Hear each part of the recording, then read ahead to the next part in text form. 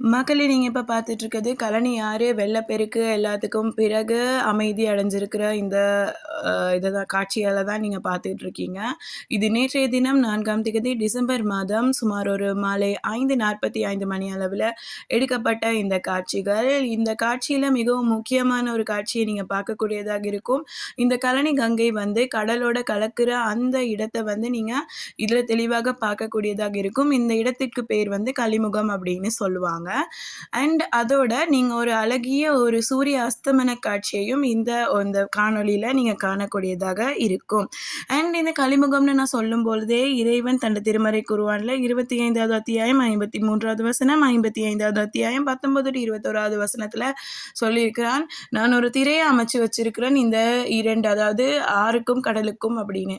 உங்களுக்கே தெரியும் கடலும் இந்த சமுத்திரமும் எவ்வளவு பெரிதானதுன்னு. ஆனா அந்த தண்ணி இந்த தண்ணியோட கலக்காது. செறிவு கூடுதலாக இருந்தாலுமே செறிவு குறைந்த இந்த ஆற்று தண்ணியோட அது எப்பயுமே கலக்காத வண்ணம் ரொம்பவே அழகான ஒரு திரை, இன்விசிபிள் திரை ஒண்ணு இதுல இறைவன் படைச்சு வச்சிருக்கிறது எங்களால கண்கூடாக பார்க்க முடியும். எங்களால என்னைக்குமே இத வந்து செய்ய முடியாது. மனிதனால இத செய்யவே முடியாது. இயற்கையினுடைய ஒரு அழகான கொடைன்னு சொல்லலாம்.